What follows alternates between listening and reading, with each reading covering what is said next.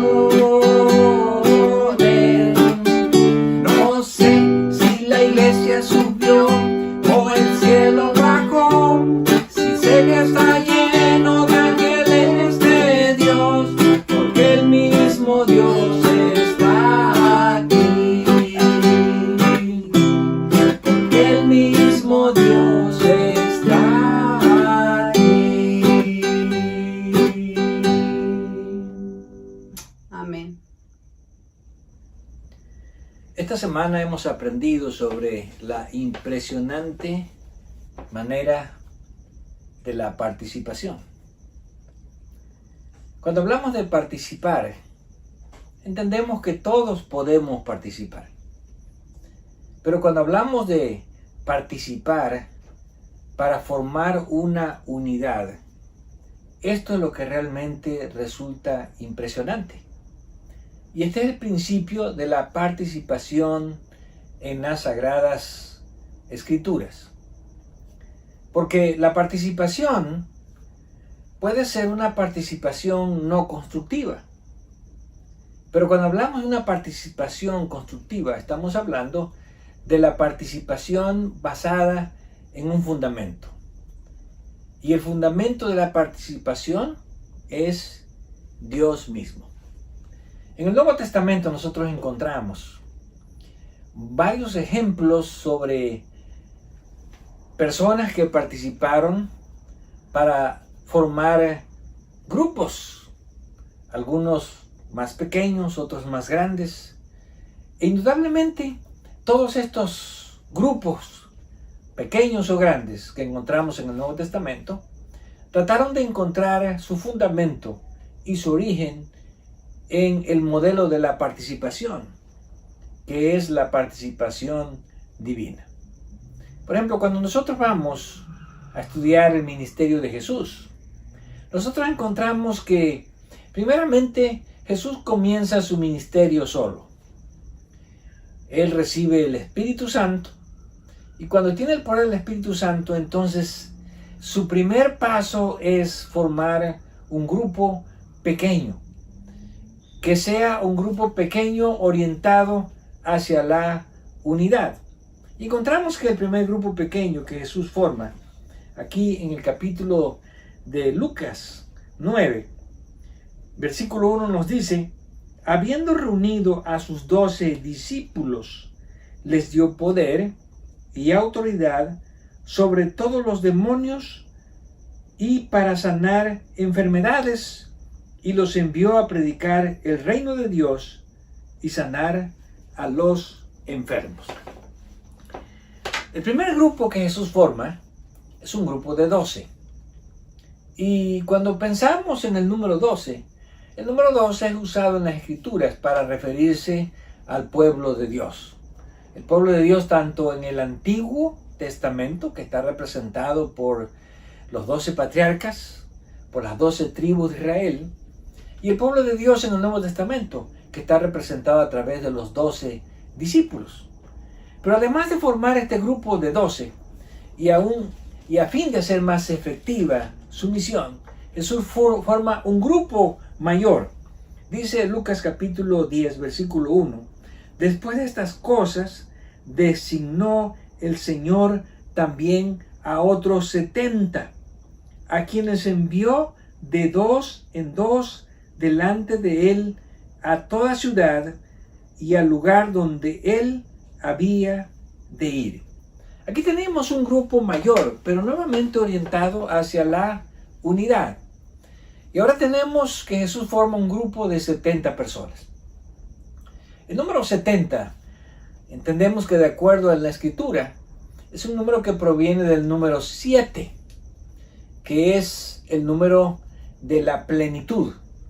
Y cuando el número 7 se multiplica por 10, entendemos que se vuelve un número universal, en otras palabras, con el fin de abarcar a todo el mundo.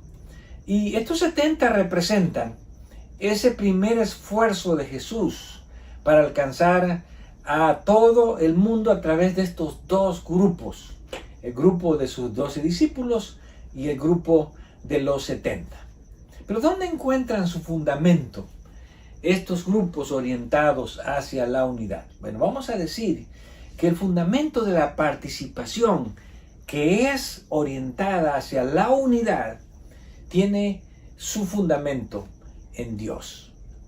Cuando vamos al principio, a la creación, nosotros encontramos que Dios es el modelo del primer grupo pequeño en la Escritura. Y vemos que cuando Dios presenta ese grupo que está integrado por 3 personas y que forman el primer grupo pequeño, siempre está orientado hacia la unidad. Y vamos a ver en el capítulo 1 del libro de Génesis, el versículo 26, nosotros encontramos que hay la primera referencia a la creación del hombre.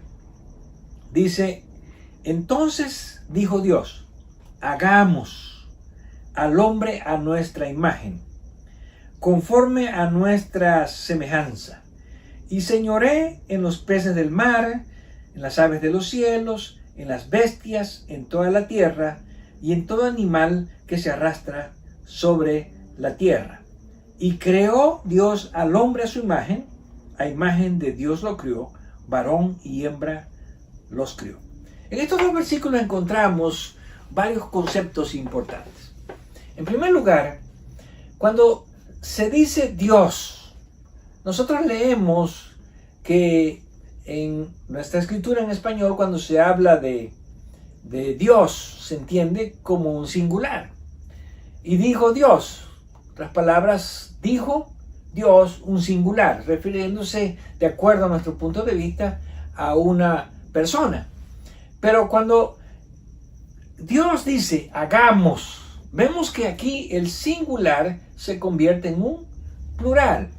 Por lo tanto, el concepto de Dios, que aparentemente representaría una unidad, o matemáticamente representaría solamente una persona. No es el concepto que Dios está tratando de enseñarnos. ¿Por qué? Porque el término Dios en hebreo es el término Elohim. Y el término Elohim es un término plural.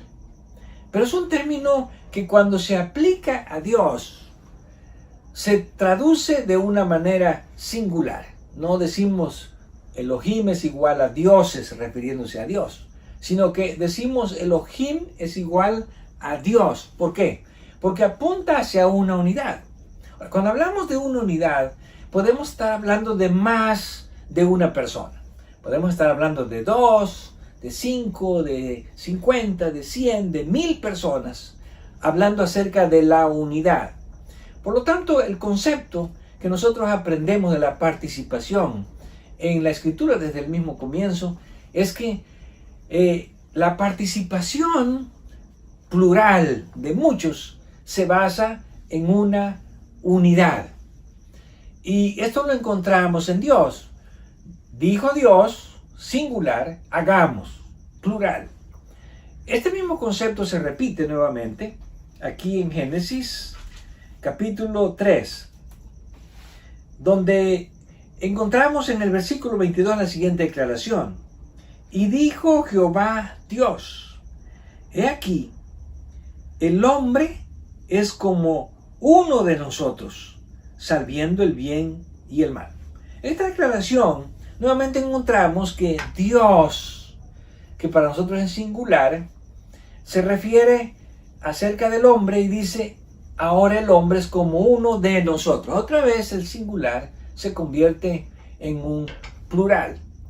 Pero este concepto de Dios nos enseña que cuando hablamos de Dios, no debemos entenderlo como un singular refiriéndose a una persona, sino debemos de entender el concepto de Dios como un singular refiriéndose a una unidad. Porque si fuera una persona, Dios no podría decir hagamos, no podría decir nosotros, sino que cuando habla de Dios en un singular, se está refiriendo a una unidad. Y como ya dijimos, una unidad puede estar formada por dos o muchas personas. Nuevamente, cuando vamos al capítulo 11 de Génesis, encontramos este mismo concepto. Y ahora este concepto se aplica tanto a los hombres como también a Dios. Y el versículo 6 dice, y dijo Jehová, he aquí el pueblo es uno. Bueno, aquí encontramos que pueblo es un plural, porque son mucha gente, pueden ser miles de personas. Pero uno es singular. Pueblo es un plural que se refiere a muchas personas, pero uno es un singular que no se refiere a una persona, sino a una unidad. Por lo tanto, el concepto de participación es un concepto que resulta asombroso cuando se concentra o se dirige hacia una unidad. Lo importante no es que seamos muchos o cuántos seamos, sino lo importante es que formemos una unidad, que estemos unidos. Y seguimos leyendo el versículo 7. Ahora pues, Jehová dice, descendamos y confundamos allí su lengua. Nuevamente, el concepto de Dios se convierte en un plural. Descendamos, plural, confundamos, plural. Ahora, este concepto que podemos decir es el modelo de la participación, no solamente un concepto que trata de enseñarnos que en una unidad hay más de una persona, sino un concepto que trata de enseñarnos que en una unidad hay una participación no exclusiva, sino una participación inclusiva. Por ejemplo, cuando vamos al libro de Deuteronomio y vamos a buscar en el libro de Deuteronomio, en el capítulo 6, y vamos a leer el versículo 4. Aquí tenemos una declaración muy importante sobre el concepto de unidad en Dios.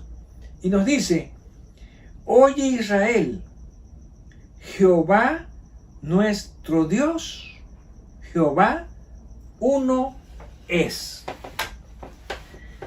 Alguien podría creer que aquí cuando dice Jehová nuestro Dios, Jehová uno es, se refiere a que Jehová es una persona.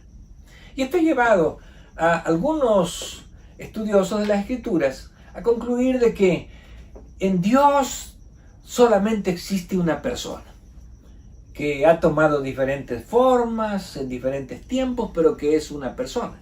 Pero cuando aquí se presenta el concepto de Jehová nuestro Dios, Jehová uno es, no se refiere a que Jehová es una persona, sino que a que Jehová es una unidad. Más de una persona, en este caso entendemos que son tres personas en una unidad. Pero cuando hablamos de unidad, no solamente tenemos que hablar de un concepto de unidad donde, bueno, estamos juntos. No, sino que es un concepto donde no solamente estamos juntos, sino que entendemos la unidad como un concepto inclusivo, no como un concepto exclusivo. ¿Por qué decimos como un concepto inclusivo y no como un exclusivo? Porque, por ejemplo, cuando se construye un edificio, para la construcción de un edificio se necesitan muchas personas. Se necesita un arquitecto que lo diseñe, se necesita un ingeniero que es el encargado de la estructura, se necesita un maestro de obras que es el encargado de la construcción y se necesita muchos trabajadores que son los que van a participar en la construcción.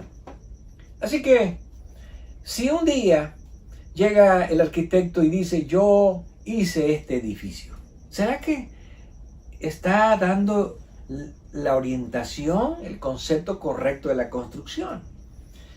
Bueno, alguien diría no, porque él no hizo el edificio, solamente hizo los planos. Y llega el ingeniero y entra al edificio y dice yo hice este edificio. ¿Será que está dando el concepto correcto de la participación? Alguien diría no, él solamente lo que hizo fue revisar toda la estructura del edificio, que estuviese construida correctamente. Y llega el maestro de obras y dice yo hice el edificio.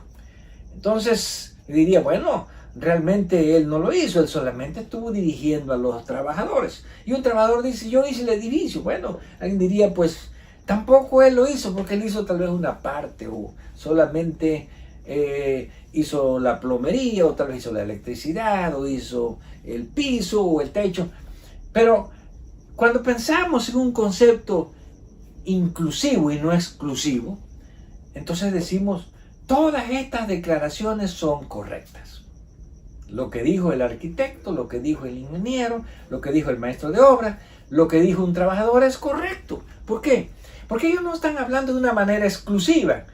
El arquitecto no está diciendo, cuando dice el edificio, no está diciendo, bueno, solamente yo lo hice y nadie más participó en la construcción.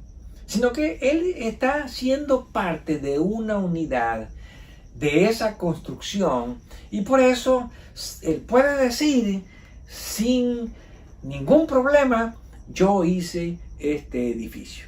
Bueno, ese mismo concepto que nosotros humanamente lo tratamos de ilustrar de esta manera, es el mismo concepto que nosotros encontramos en la participación de Dios. A veces algunos cristianos tenemos problemas para entender algunos pasajes de la Escritura, porque no entendemos el concepto de la participación basada en la unidad, que es una participación inclusiva.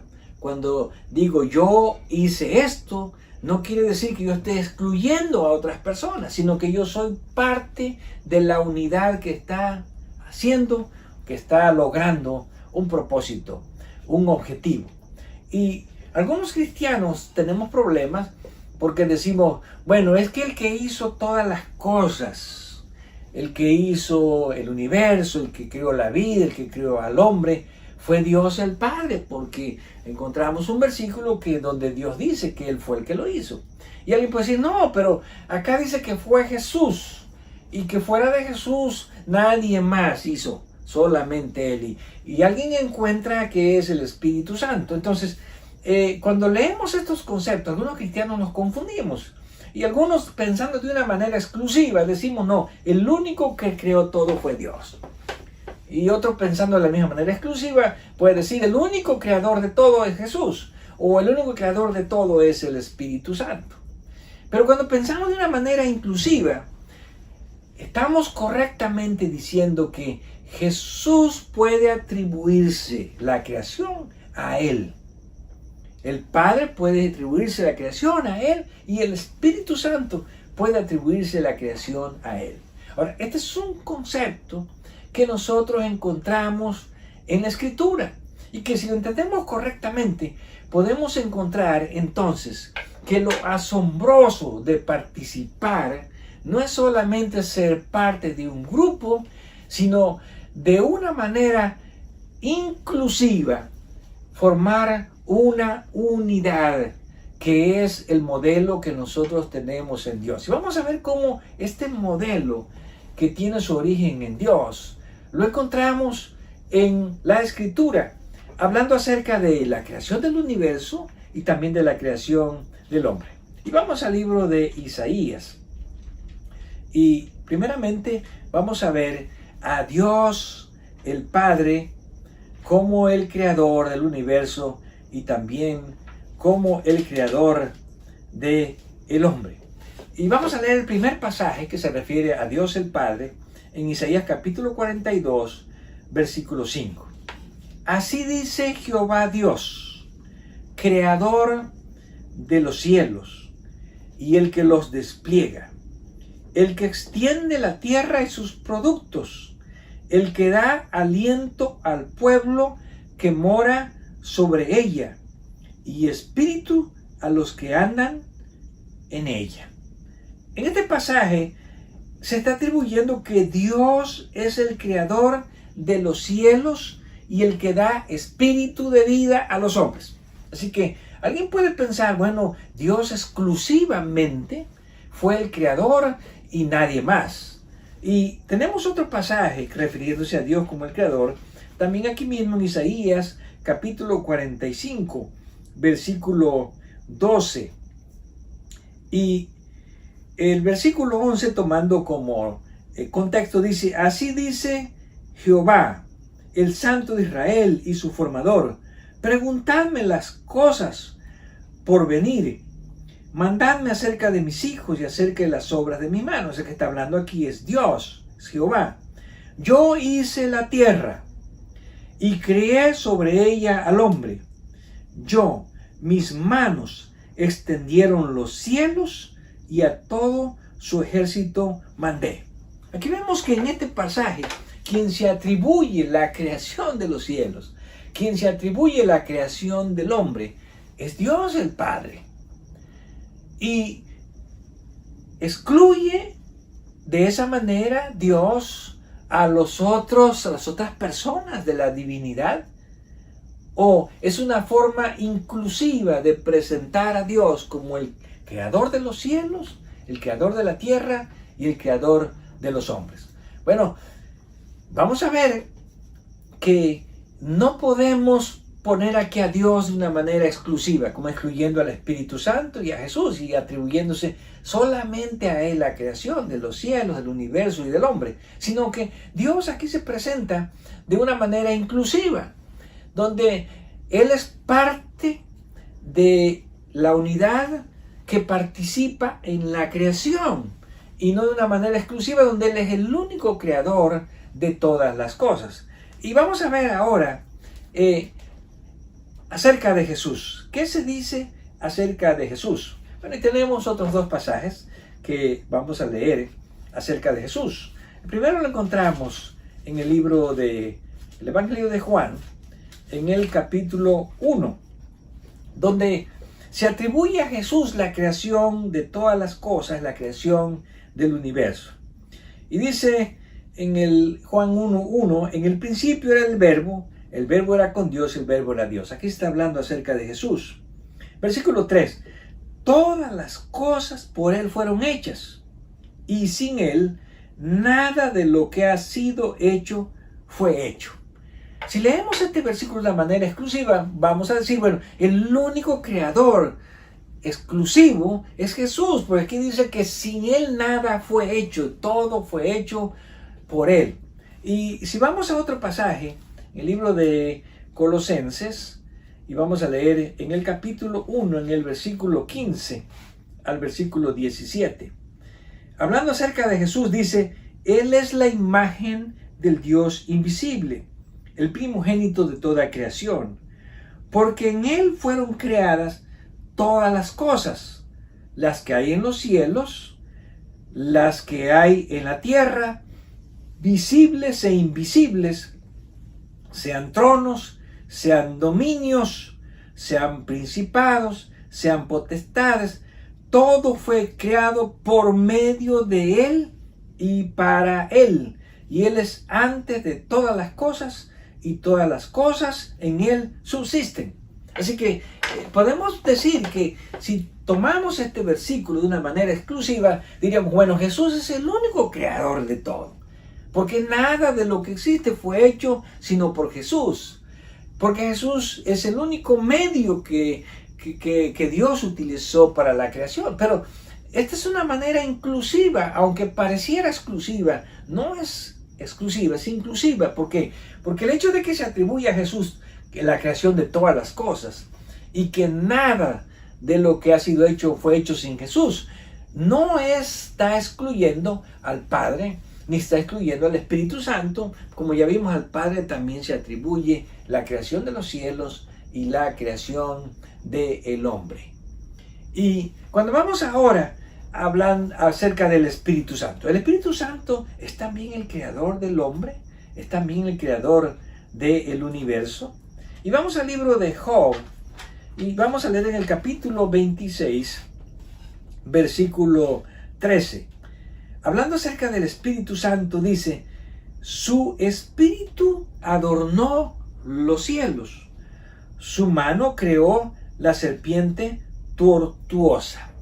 Ahora, aquí se atribuye que el Espíritu Santo fue, cuando se dice adornar, es como el que está poniendo los mundos, el que está poniendo las estrellas, la galaxia, el universo. Y aquí dice que fue el Espíritu de Dios el que hizo, el que creó todas las cosas que están en el universo. Y yendo a otro pasaje aquí mismo, en el libro de Job, y ahora vamos al capítulo 33, versículo 4. El Espíritu de Dios me hizo, y el soplo del Omnipotente me dio vida. ¿A quién se atribuye aquí la creación del hombre? Bueno, Job atribuye la creación del hombre al Espíritu Santo. Dice, el Espíritu de Dios me hizo. Ahora, cuando nosotros vemos este concepto inclusivo de Dios, aprendemos lo más importante de la participación. ¿Qué es lo más importante de la participación? Que la participación que toma como modelo, que tiene sus raíces o sus fundamentos en el modelo de Dios, nunca es una participación exclusiva, donde yo me atribuyo todo como que fui el único que hizo las cosas, sino que es una participación inclusiva, donde en la obra de Dios yo puedo decir que hice, pero no estoy excluyendo a todos los demás que han participado en la obra de Dios, sino que estamos creando un concepto basado en un modelo divino de la participación, que es el modelo de Dios, el modelo que nosotros aprendemos desde el mismo principio a través de la deidad. Y cuando vamos al libro de Primera de Corintios, nosotros encontramos que Pablo desarrolla este concepto de que nosotros somos colaboradores de Dios, participantes, pero no de una manera exclusiva. Y comienza diciendo en el capítulo 1, versículo 12, quiero decir que cada uno de nosotros dice, yo soy de Pablo, yo de Apolo, y yo de Cefas, y yo de Cristo. ¿Acaso está dividido Cristo? ¿Fue crucificado Pablo por vosotros? ¿O fuisteis bautizados en el nombre de Pablo? Doy gracias a Dios que a ninguno de vosotros ha bautizado, sino a Crispo y a Gayo. Aquí encontramos que Pablo está presentando el concepto de la participación no dividida, sino la participación que encontramos en la unidad. Y este mismo concepto en el capítulo 3 lo vuelve a presentar de la siguiente manera. Versículo 4, capítulo 3. Porque diciendo el uno, yo ciertamente soy de Pablo, y el otro, yo soy de Apolos, ¿no sois carnales? ¿Qué pues es Pablo y qué es Apolos? Servidores, colaboradores, por medio de los cuales habéis creído, y eso según lo que cada uno, lo que a cada uno ha concedido el Señor. Yo planté, Apolo regó, pero el crecimiento lo ha dado Dios. Así que ni el que planta es algo, ni el que riega, sino Dios que da el crecimiento. Y el que planta y el que riega son una misma cosa. Aquí tenemos el concepto de unidad. Aunque cada uno recibirá su recompensa conforme a su labor. Y termina diciendo, porque nosotros somos colaboradores o participantes de Dios, y vosotros sois labranza de Dios, edificio de Dios. Así que cuando vemos tanto el Antiguo como el Nuevo Testamento, encontramos que la participación o la colaboración, tanto en el concepto del Antiguo Testamento que se presenta en la deidad, como el concepto del Nuevo Testamento que Pablo presenta aquí sobre los que participamos en la obra de Dios, siempre debe ser un concepto inclusivo. Aún en la ganancia de un alma, no hay un concepto exclusivo, no es una sola persona. Hay muchas personas que participan en la ganancia de un alma. Desde aquel que va y le hace un contacto, lo invita a la iglesia, o el que lo trae a la iglesia, el que le da estudios bíblicos, el que lo prepara para el bautismo, el que lo bautiza, y aún el que después del bautismo lo sigue instruyendo para convertirlo en un discípulo de Jesús. Por lo tanto, preguntamos o decimos, ¿qué es lo más maravilloso de la participación? Lo más maravilloso de la participación es seguir el modelo de Dios en la participación. El modelo que nos enseña que en la obra de Dios no tenemos un concepto exclusivo de la unidad, sino tenemos un concepto inclusivo, donde yo soy parte, pero no soy el único. Porque como Pablo dice, al final todos somos colaboradores de Cristo Jesús. Que sigamos este modelo y que este modelo nos ayude a cambiar nuestros conceptos de la unidad en la obra de Cristo y nos lleve al verdadero concepto de la participación que tiene su origen en Dios, donde nosotros hacemos la obra de Dios, pero de una manera no exclusiva, sino de una manera inclusiva, porque somos unos, porque somos participantes, porque somos colaboradores en Cristo Jesús, en Dios el Padre y en el Espíritu Santo.